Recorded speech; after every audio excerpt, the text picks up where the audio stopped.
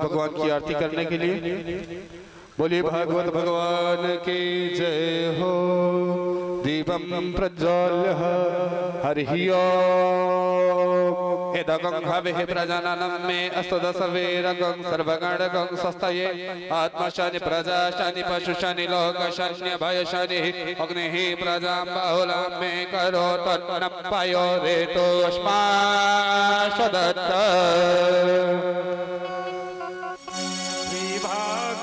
भगवान की है आरती, पापियों को पाप से है तारती। श्री भागवत भगवान की है आरती, पापियों को पाप से है तारती। श्री भागवत भगवान की है आरती, पापियों को पाप से है तारती।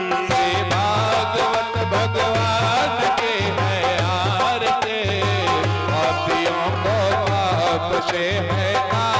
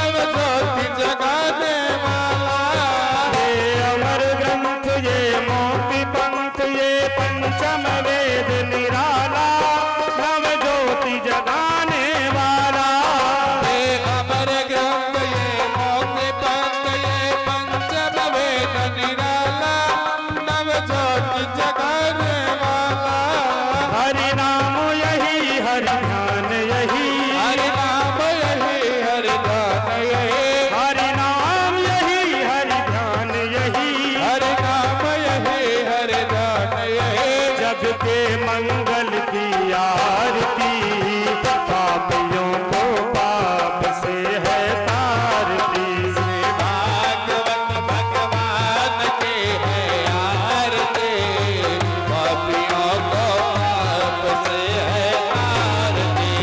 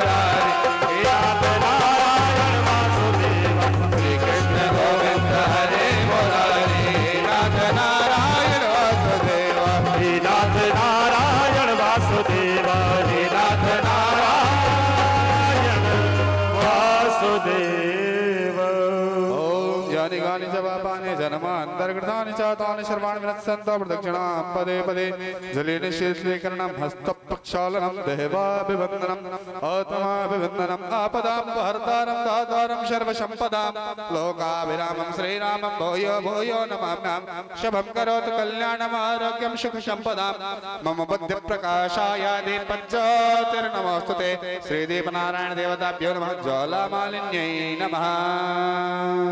बोलिए भागवत भगवान की जय हो, बोलिए श्री व्यास भगवान की जय हो, बोलिए श्री शिव शक्ति नारायण महायज्ञ की जय हो, बोलिए श्री शोभनाथ बाबा की जय हो, बोलिए श्री हनुमान जी महाराज की जय हो। सभी भक्त अपने अपने स्थान पर प्रेम से बैठ जाएंगे और महाराज श्री के मुखारविंद से कथा श्रवण करने का आनंद प्राप्त करें। जय श्री राधे, जय श्री श्याम, जय श्री सीताराम। हरि ओम।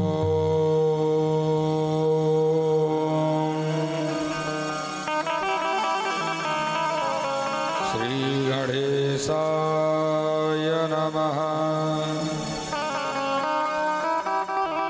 भगवते श्री वेद पुरुषाय नमः।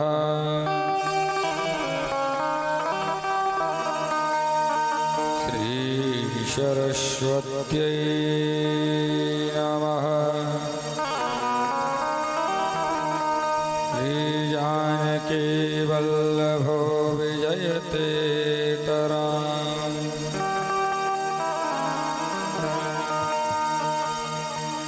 नमः परमहंसाय स्वादितचरणचिन्मकरन्दाय भक्तजनमानसनिवासाय श्रीरामचन्द्राय नमः।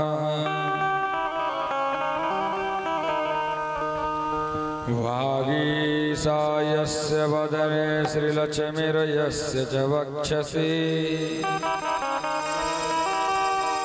यस्यास्ते हृदयं संवेत्तं नृसिंहमहं भजे।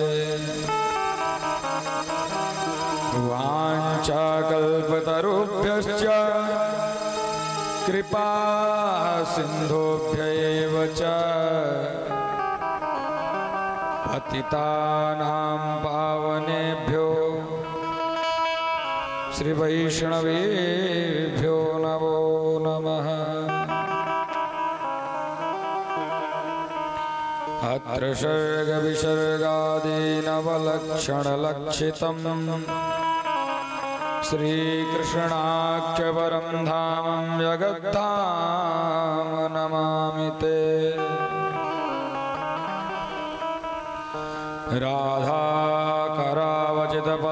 राधाकरावचितपल्लववल्लरीके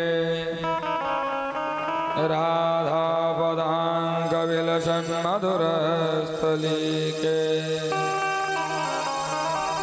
राधायशोमुखर्मत्खगावलीके राधा विहार विपिनां रमतां मनो मे। राधा विहार विपिनां रमतां मनो मे। श्री राधे मेरी स्वामिनी मैं राधा जुको दास। जन्म जन्म मोहि दीजियो श्री वृंदावन को वास। वृंदावन को वास। वृंदावन के वृक्ष को मरम न जाने कोई। डाल डाल अरुपात में श्री राधे राधे हो।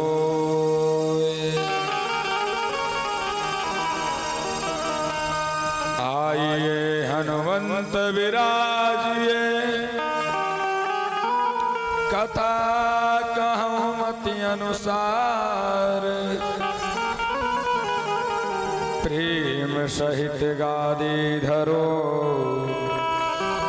पधारिए पवन कुमार पधारिए पवन कुमार। बोले श्री वृंदावन बिहारी लाल की जय हो। श्री राधा रानी सरकार की जय हो। श्री राधा सर्वेश्वर सरकार की जय हो। परम मंगलमय परात्पर अखिलेश्वर अनंतानंत कोटि ब्रह्मांड नायक जगत निंदा जगदाधार मदन मोहन लाल बाबा श्री शोभनाथ महादेव ज्ञानियों में परम अग्रगण्य संत बलवंत भगवंत श्री हनुमंत लाल जी की पावन कृपा करुणा के फलस्वरूप शनैः शनैः हम सभी लोग भक्ति मार्ग के पुष्टि की ओर बढ़ रहे हैं और जैसे जैसे हम लोग इस पुष्टि के मार्ग पर आगे बढ़ रहे हैं हमारी भक्ति और पुष्ट होते जा रही है। श्री शिव शक्ति नारायण यज्ञ का यह अष्टोत्तर शत प्रकल्प जिसमें यह 28वां यज्ञ और इस यज्ञ में श्रीमद् भागवत का आयोजन और उस आयोजन के अंतर्गत आज श्रीमद् भागवत कथा का यह विश्राम दिवस।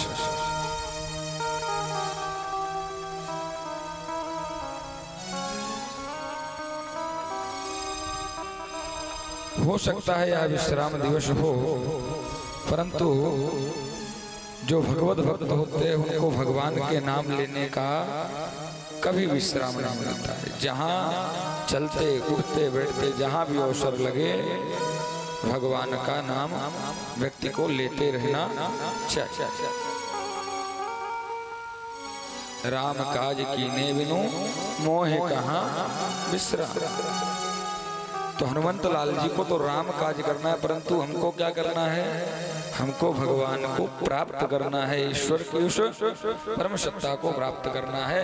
तो हमको जीवन भर जब तक हमारी मुक्ति ना हो जाए आलयम मोक्ष पर्यंतम, जब तक हमारी मुक्ति ना हो तब तक जो है भगवान के नाम का स्मरण करना चाहिए।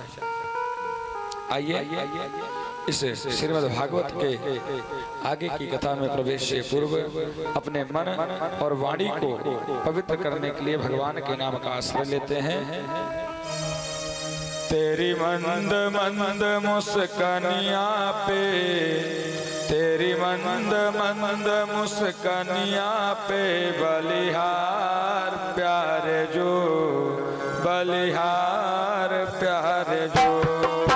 तेरी मंद मंद मुस्कानिया पे, तेरी मंद मंद मुस्कानिया पे बलिहार प्यारे जो, बलिहार प्यारे जो।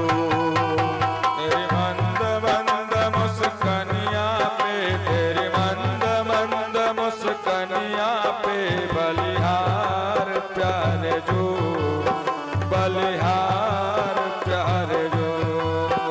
तेरी मंद मंद मुस्कानिया पे, तेरी मंद मंद मुस्कानिया पे बलिहार प्यारे जो, बलिहार प्यारे जो।